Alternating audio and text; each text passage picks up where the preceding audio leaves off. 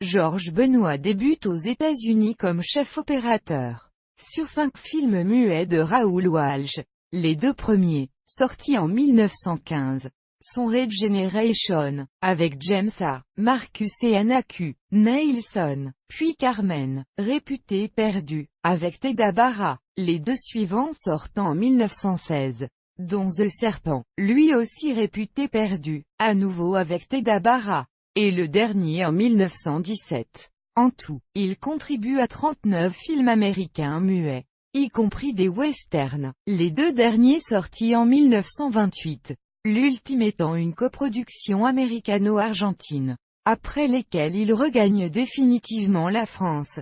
Durant cette première période américaine, outre Raoul Walsh, il assiste notamment les réalisateurs John G. Adolphi, Christy Caban et James Young, ex-Omars The Tentmaker, en 1922, avec Virginia Brown Fair et Nigel de Brullier. En 1929, Georges Benoît entame sa seconde période en France, sur Le Capitaine Fracasse, avec Pierre Blanchard et René Bergeron, film muet d'Alberto Cavalcanti et Henry Wollschläger, qu'il retrouvera tous deux par la suite. Il assiste aussi Maurice Tourneur, Les 2 orphelines en 1933, avec Rosine Dérian et René Saint-Cyr. Sacha Guitry, Mon père avait raison en 1936. Avec Sacha Guitry et Betty Dosmont.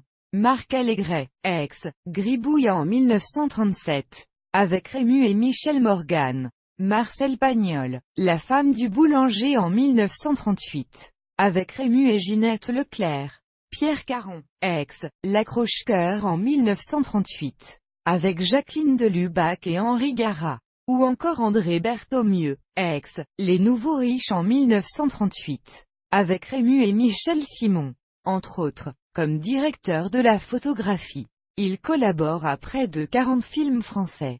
Ces 2 derniers, réalisés par André Berthaumieux, sortent en 1942, année de sa mort. En outre, Georges Benoît est occasionnellement acteur. Des petits rôles généralement, dans 12 films français, de 1929 à 1934. Dont Le Capitaine Fracasse et Les 2 orphelines précitées. Enfin, il est co-réalisateur d'un film argentin en 1919, puis d'un film français en 1930, seconde, donc dernière, expérience à ce titre.